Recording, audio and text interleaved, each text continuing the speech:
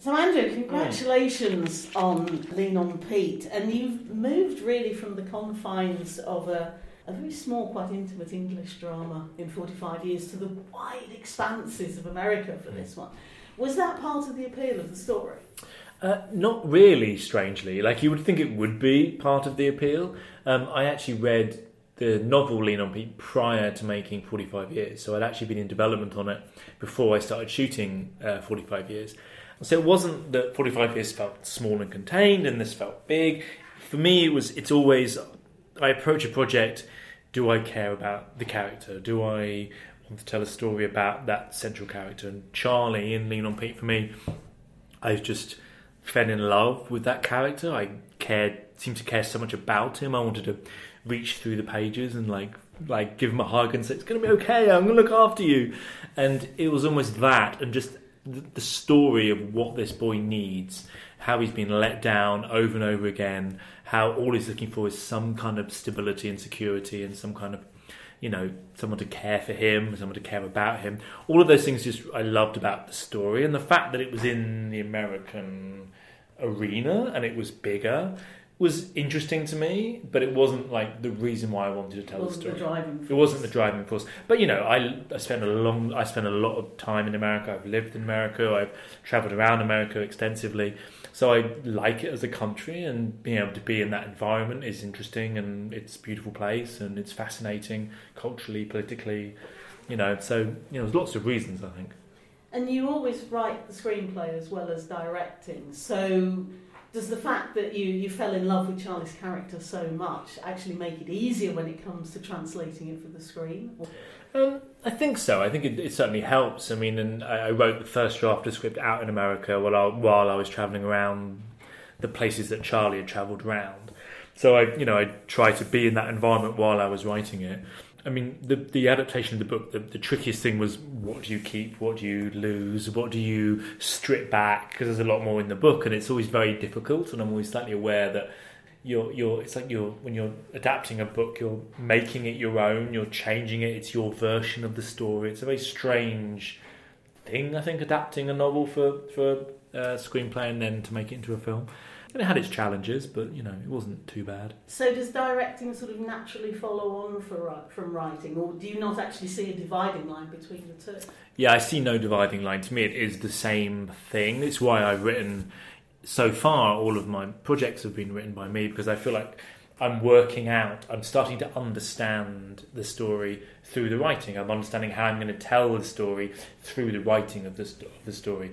And then when it becomes the directing, it's all still associated together. It's kind of one or the same thing. On the surface, I suppose you could say that Lean on Pete looks like a coming-of-age story, but I think there's actually a lot more to it than that. How would you describe it? I think the word that came into my mind, partially anyway, was picaresque. Yeah, I mean, it's odd. I don't see it as a coming-of-age story, but mainly because I feel like a coming-of-age story is essentially a story about how you discover your identity, how you work out who you are in the world. That is what a coming-of-age story really is. For me, Charley's in a dire situation. He is being let down by everybody. He's abandoned. He's lost. It gets progressively worse and worse. Absolutely. It's like everything that gave him a life is falling apart. There's nobody there to help him. He's like getting in a worse and worse and worse situation until perhaps as we come towards the end. So for me, it was a story about that. And for me, it was almost like, after this story ends, then he'll come of age. It's almost like the next part of this story that we don't see is the coming of age story. This is about something a bit more essential. It's about, what do we all need in order to come of age? What do we need to give our children and, teenagers in order for them to live any kind of life? We need to give them some sense of stability, security. We need to look after them. We need to nurture them. And here's a kid that isn't getting any of those things. And on this journey that he goes through, each example is like an example of how he doesn't have that thing, or it's someone else that can't help him, or it's falling deeper down through the cracks. And although, as you said, it's about him needing somebody to look after him, is there not an element of him needing somebody to look after? Absolutely, and that's the horse. Like, I feel like I think we all need that. We all need both of those things. It's not like we just need to be looked after and that's it. We also need to care for other people. And he's not in a situation where he can even do that. You know, his parents aren't around anymore. He needs to find someone to look after. And so the horse, in many ways, for me, is that chance for him to look after something, just like he would like to be looked after, to care for something. But what I found very interesting in the book is that he can't always do that. And that's the truth of the situation. We can want to care for something, but we're not always capable. We're not always allowed. We're not always allowed to, yeah. All these things outside our control that we can't, so we can't always be good people. So with the cast, what I found interesting here was that you've actually got a mix of really experienced actors and then some new faces as well. I mean, obviously, Charley Plummer, who's coming for an awful lot of praise for his performance. What made you choose him for the part? He was just easily Silly question, the best really. actor. He was so... I got a tape that he did from he went on tape, one of the early scenes with the dad. It was on tape for us. And he was just so good. And I was like... Me and the casting director was like, oh my God, he's so interesting is what it is. Everyone else did certain scenes in a more traditional manner. Like they would realise, okay, this is the emotion of the scene, I'm just going to play that emotion.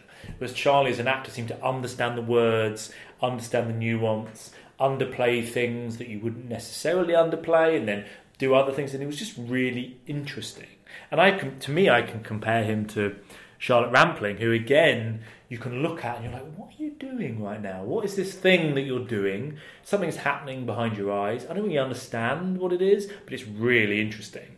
And Charley can do the same thing. So it's not always telling you what they're feeling, but it's showing you that something interesting is happening underneath the surface. And it draws you in. And that's all I want from an actor, is to draw me in. So I'm like, oh, what are you doing? What are you thinking? I don't understand what you're thinking, but I want to know what you're thinking. So because his role is the pivotal one, did you actually cast that role first and everything else followed? Yeah, absolutely. He was the first one we cast. We didn't even think about casting anyone else until he was cast. I mean, he's in every frame of the movie. It's not an easy role for, a 16-year-old kid to do.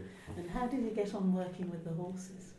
He was great with the horses. He spent 2 weeks training with the horses, learning how to walk with it, and all, even to the case of how you hold the lead and what you stroke and touch and don't do and what you can do. And so he was great, and they definitely had some kind of bond. Like the horse would be happy when Charley would turn up on set, and there was a lovely thing. And when the ultimate thing happens with whatever happens to the horse.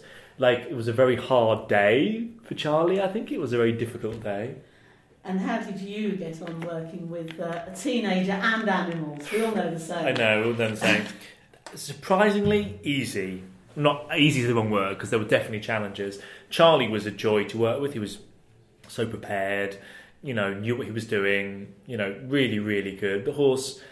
it's very well cared for, and there's a lot of strict rules that have to happen, in how you approach it and how it works around it and what crew can be near and all those kind of things.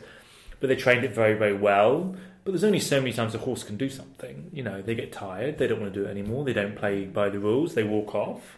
In fact, it was easier working with the horse than it was with the dog in 45 years. Really? That dog in 45 years was a nightmare. This horse was surprisingly easy. Yeah, yes. I actually remember you talking about the dog once before. We won't go into that. Yeah. We won't go into that. Yeah, he didn't want to do what it was told at all, as I recall. No. Amongst the more experienced members of the cast, of course, you've got Steve Buscemi. Was he your first choice for that particular part? He makes such an entrance. He does make such an entrance. He makes a great entrance.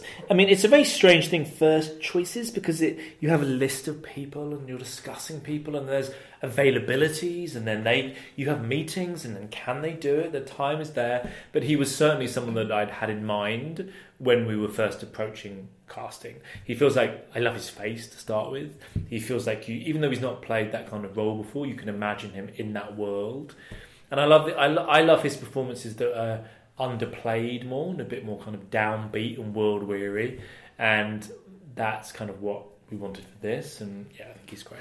So how did you persuade him to get involved? I mean, assuming you needed any persuading. Yeah, we sent him a script. He really liked it. We met, I think it was in New York I met him, and we sat down and we talked about it, and we talked about a few films that we both liked, that we kind of imagined was in this kind of world, and he talked about the film Fat City, that, we both talked about that film for a little bit, and that was it really. And then he said, I'd love to do it, and I was like, fantastic.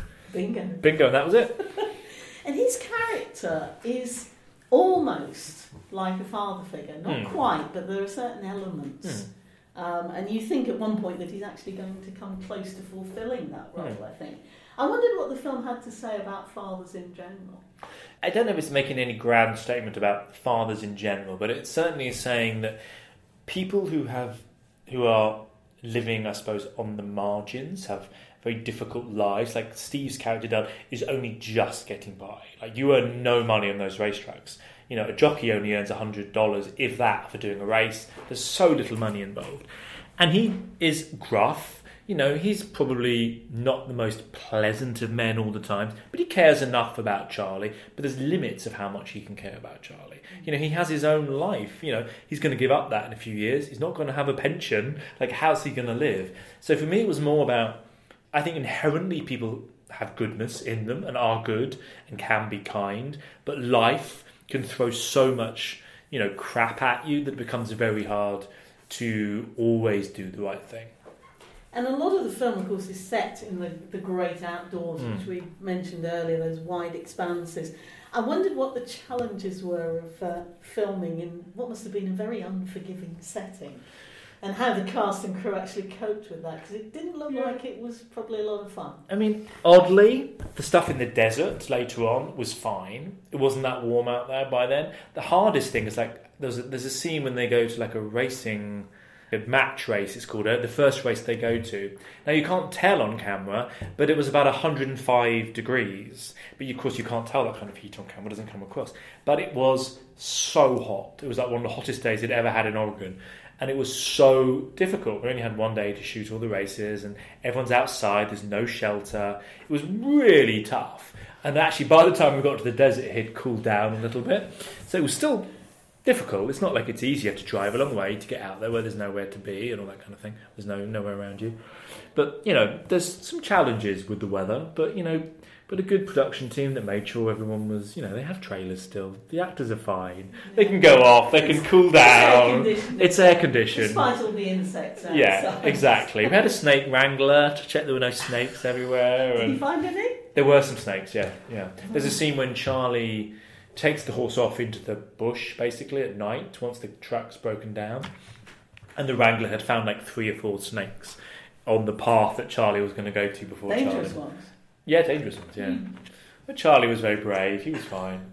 As long as the horse wasn't skittish, I suppose that's the important thing. So after all that, where's your next project taking you? So at the moment, I think I'm doing a thing that is set on it's a mini-series set on an Arctic whaling trip in the 1850s up in northern Canada. So you're moving to TV now? Yes, so it's a 5-part mini-series, yeah. So you're going from the desert to the freezing cold? Desert to the -20 Arctic temperatures on a whaling boat. So what could possibly go wrong with that? Nothing to worry about. Seals, whales, polar bears. And the sea. And the ice and the cold and all those kind of things. You're filming actually out on the sea? The plan is that we're filming out on the sea and up in Iqaluit, which is Nunavut in Canada, which is Canadian Arctic, up the side of Greenland. And that's called what? The North Water. It was based on a novel that was longlisted actually for the Booker 2 or 3 years ago, I think it came out. I wish you a lot of luck. Thank you. And warm clothes. Thank you. I've got a woolly hat and gloves. I'll be fine. You'll need more than that. Yes. Andrew Haigh, thank you very much indeed. Thank you very much. Cheers.